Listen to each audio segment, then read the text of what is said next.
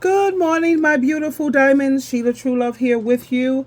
I want to share a little secret with you on how to escape 80% of life's problems. Here we go. At least 80% of life's problems just by not having kids. What's up, y'all? And I am back doing another video in my truck. I'm sorry about that. I had to restart it. Here we go. Have literally escaped, in my opinion, at least 80% of life's problems just by not having kids. What's up, y'all? And I am back doing another video in my truck. I keep telling myself I'm going to go in my office and film more videos in my office, but I always end up going home and just wanting to relax. And so here I am again. So this video is about the people in my comment sections, the people in my normal everyday life, the people that are on Facebook or whatever, who continuously tell me, as it pertains to the child-free conversation, that I will change my mind eventually. I better hurry up. Time is running out. What am I waiting for? I'll change my mind when I meet the right guy and things like that. You got to hurry up and have it. You got to have at least one kid, right? I've heard all of these variations of things probably 3 million times in my entire life. So, listen, this video is for y'all. And I think this should put a nail in the coffin, and I probably shouldn't have to talk about this part of being child free anymore. I want y'all to put something into perspective. Right now in my life, when I wake up in the morning, the first thing on my mind, besides, oh shit, holy shit, I woke up again. Thank goodness. Right? Besides that, I'm thinking about, do I want coffee or do I want tea this morning? Or a smoothie, maybe. But usually coffee or tea. Well, which one do I want? That's it. That's it. Then I'll take my shower, do something to my hair, do my makeup, right? Put my clothes on, things of that nature. Maybe do a quick workout depending on how early I wake up, right? That's my morning, generally speaking. On a Sunday or a Saturday, it's the same thing. I may sleep in a little bit longer than usual. I get up, I run my errands, usually on the weekends. I do all my shopping and stuff on the weekends. It's the same. That is my normal routine. I have nothing to worry about except coffee or tea. At my age, why the fuck do y'all think that now, at this age, I'm going to suddenly wake up and say, I don't want to wake up and not have things to worry about anymore. I want to wake up and worry about 7,000 things now, right? I got to get a kid up, make sure they're up, keep yelling, wake up, you're going to be late, right? They got to worry about packing lunches, checking homework, making sure things are the way it's supposed to be, making sure they're out the bed, dressed, making sure they actually took a shower or washed up for real, because you know how kids pretend like they're washing up and they're just sitting there with the water running, right? Making sure that if, I'm worried I'm going to be late. If they're running late, I'm going to run late. I got to drop them off to school. I got to make sure that they are getting their education. Then I got to make sure, they're safe. Do I want to worry about, are they going to get kidnapped on the way coming home from school today? Or are they going to be unalived in a school shooting? Then I got to pick them up, and then I got to take them to soccer practice or a fucking basketball practice. I got to do all of this extra shit every day. I'm going to wake up and choose violence because that's unnecessary stress. All of that stuff is so, you do not have to go through that. I have literally escaped, in my opinion, at least 80% of life's problems just by not having kids. Comparing that to everything else going on in the world, 80% of life's problems, I literally never have to go through 80% of life's problems or trials and tribulations just by not having kids. Suddenly, I'm going to wake up when all I have to worry about is coffee and tea, and change that on purpose to have a stress-filled, miserable, autopilot-ass life. Why the fuck would I do that? I'll give you guys a minute. I'll wait. Think about that for a second. Why would I do that? I am able, even though I haven't been anywhere this year yet, I'm able to just hop on a plane if I feel like it. Let's go here. Okay, hop on a plane and go. Don't have to worry about babysitters. Don't have to worry about, even if I have babysitters, are they going to diddle my son or daughter? Do I have to worry about them being abused, feeling unwanted? Because people would agree to watch your kids for the money, but then they'll mistreat your kids and don't really want them around, but they're just around for the money. I have to worry about all these things. Even if I found a babysitter, now I'm going to be worried about their safety and all that stuff while I'm gone. So I'm really not going to enjoy my vacation. Why do y'all think I would go from literally almost, I'm not trying to be funny, almost zero stress to stress overload, to the point where the fucking computer is starting to smoke because of sensory overload or whatever? Why would I choose that? Why would any woman choose that at this late in the game? Now, if you had your kids young, while you still were a kid, basically, 15 or 19 or 25 or whatever, before your frontal lobe even closed, you probably don't really know what it's like to, be child-free because you had your kids early in the game, right? So it's you kind of get used to the whole autopilot life and the soccer mom van and the fucking white picket fence idea or whatever. You're used to that mindset because you literally became a mother while you were still a child, before your frontal lobe even closed, right? But if I've gone this far and I've decided not to do that, why do y'all think I'm going to just wake up and make my life a living hell on purpose? Literally on purpose. Because that's what it will be.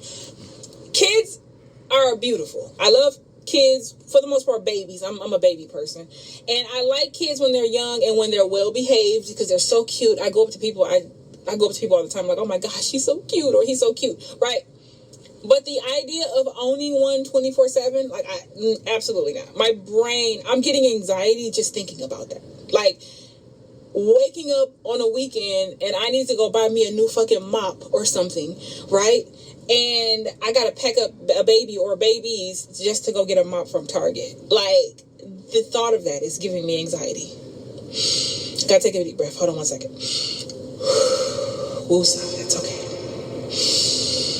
It's okay. It's not real. It hasn't happened. You're fine. You're good, right? I had to take a minute.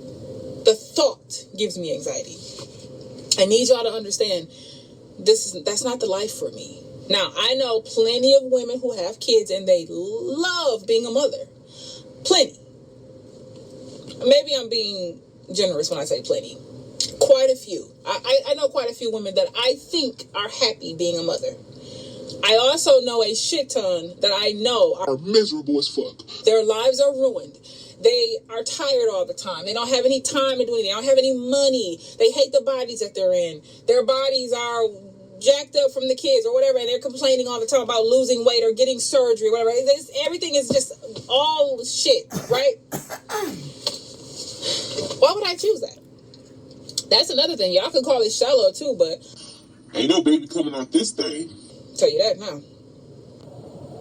Yeah, I'm not trying to be funny, but I work hard on my body. I'm not saying I got the best body in the world, but I love my body. I love it. I'm one of those people who would put on a string bikini and fucking topless even and go walk on the beach in front of whoever because I don't give a fuck. I'm one of those. So, listen. I ain't trying to mess that up neither.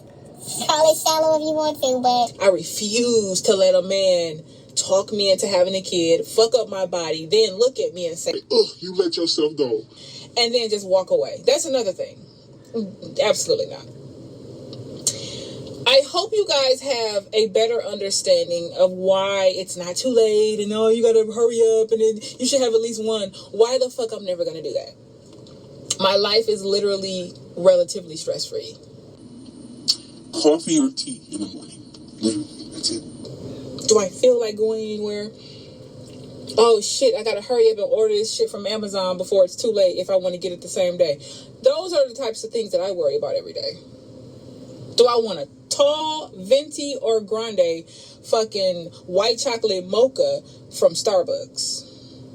How much sugar do I want to take in today or not take in? Those are the things that I worry about on a daily basis. I'm not trying to be funny. That's it. Do I want to fuck such and such today, or do I just not want to see him today? Seriously. That's my life.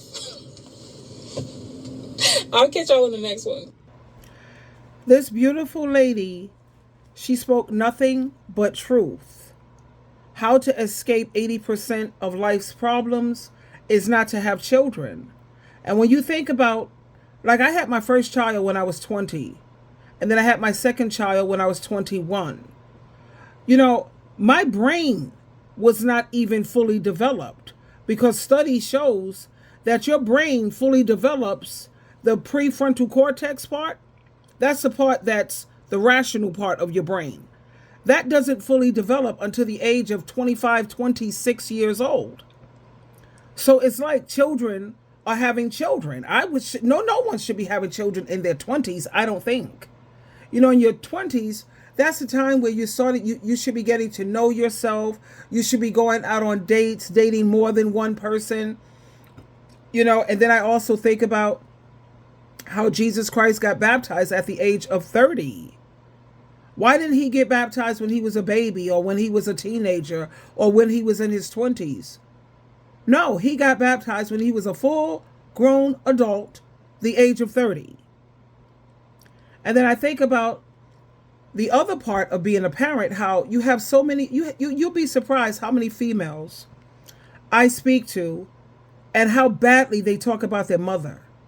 She's a bitch, she's toxic, she's a narcissist, she's no good, blah, blah, blah, blah, blah, blah.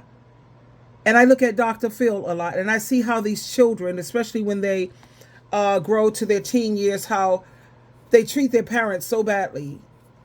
And you think about how you have mothers who are single parents, and they're going through their own, crisis and trying to get through a lot of the problems that they're having. And instead of a lot of these children exercising understanding, all they know how to do is bitch and complain. And the first thing that comes out of their mouth, well, I didn't ask to come here. None of us asked to come here. So you say that to say what? Shit happens, baby. Excuse my French. Yeah, things happen.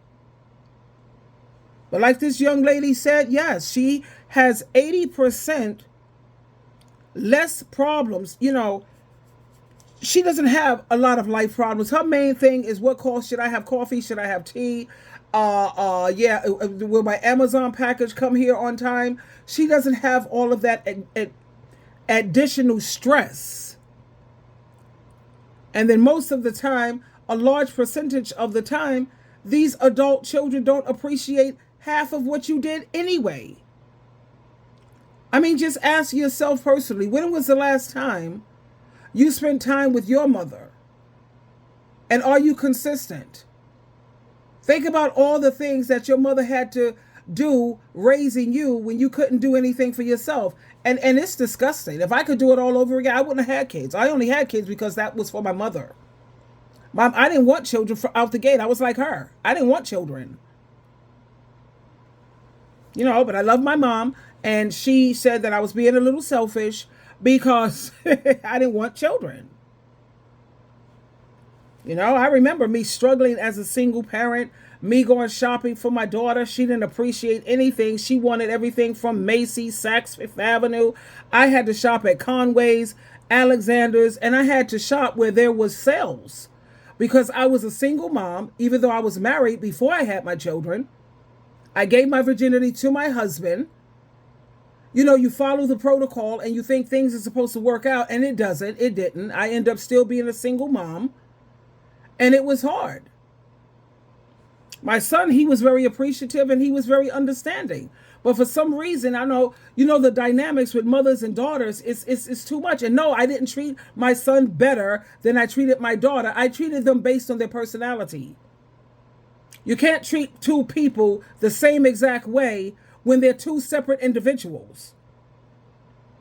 And when you have one child that's very understanding, loving, kind, and God, like, remind me of Jesus Christ, my son. And I'm not saying he's perfect in all of this. And you have another child who's stubborn, very stubborn, rebellious, stiff-necked, hard-head, want to challenge every single thing you say. You say it's black, she'll say no, it's dark brown. You say it's red, no, it's maroon. Children are different. They have different personalities. And I never showed favoritism to any of my children. But they have different personalities and you have to act and proceed accordingly. So for all those people talking about, oh, well, the mothers always treat the sons better, not this mother. Okay, that does not apply here. But like this woman said, she did escape 80% of life's problems. And like she also said, when you have them at a babysitter, you have to worry about whether the babysitter is abusing the child because they're only doing it for the money. How many times have we seen mothers or parents plant nanny cams and then they caught the babysitter abusing the child? This happens so many times. Then you got to worry about school shootings. You got to worry about if they're going to make it home. You got to worry about when they're teenagers, are they going to get caught up in drugs? Are they going to end up pregnant? You got a lot of problems. And your life is just so much easier, less stress and less drama when you remain child-free. And like I said, and I'm going to constantly reiterate how these adult children, they don't appreciate it anyway. Not all of them, because my son was awesome.